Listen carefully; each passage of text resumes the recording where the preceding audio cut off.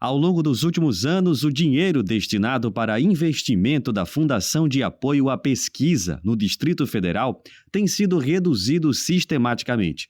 Atualmente, a lei prevê que 0,5% da receita corrente líquida do DF seja para a fundação, mas em 2025, o valor total dos recursos caiu de R$ 180 milhões para 135 milhões, uma perda de 25%. A nossa relação com a FAP-DF é crescente, a gente tem muitos projetos, participações em eventos e bolsas de mestrado, doutorado, iniciação científica financiadas por essa fundação, de tal maneira que qualquer corte no orçamento da FAP impacta fortemente o desenvolvimento da pesquisa na universidade. Os cortes vão atingir, por exemplo, cerca de 825 grupos de pesquisa da UNB, cadastrados no diretório do CNPq. A Sociedade Brasileira para o Progresso da Ciência e outras universidades públicas e privadas também dependem do apoio da FAP-DF para o desenvolvimento de projetos.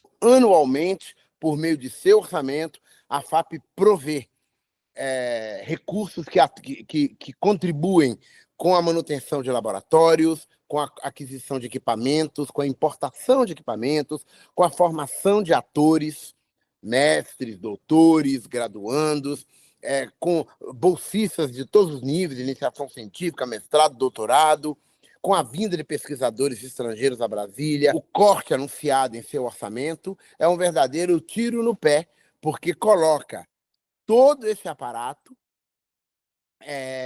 no desabrigo com relação a tudo isso que eu acabei de mencionar, a sua manutenção, a sua estabilidade e ao seu avanço para o futuro, o que quer dizer inovação. A redução no orçamento da Fundação foi motivada pela aplicação da desvinculação de receitas de estados e municípios, chamada de DREM, um instrumento que permite ao governo realocar parte dos recursos que seriam destinados a setores específicos.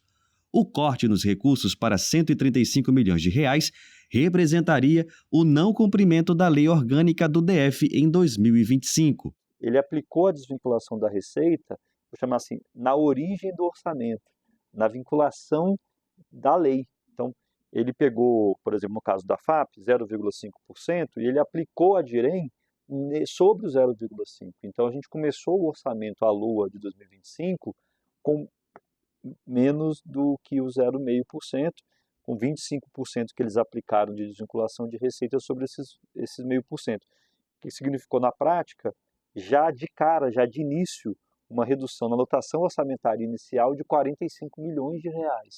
Então, o entendimento, a jurisprudência dos tribunais superiores, todas, é que você não pode aplicar a DIREM, desvincular as receitas, nessa origem inicial do orçamento.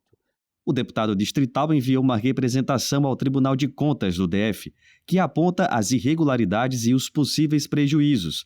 A Corte acatou a representação e declarou que será avaliado o pedido de liminar para reverter a desvinculação. A decisão do tribunal pode definir o futuro dos investimentos em ciência e tecnologia na capital federal. Os cortes na pesquisa simbolizam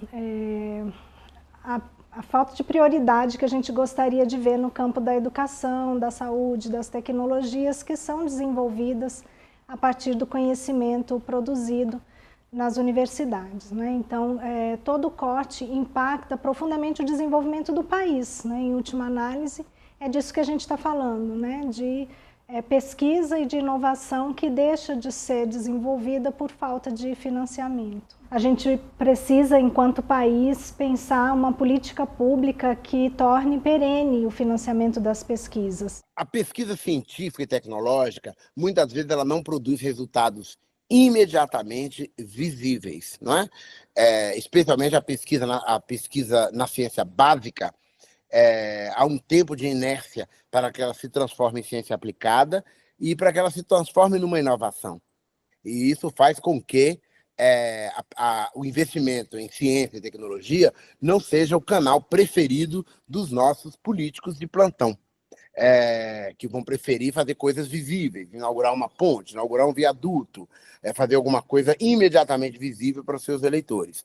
Então, nós precisamos que políticos com uma visão mais ampla e menos rasa entendam a importância do investimento em ciência e tecnologia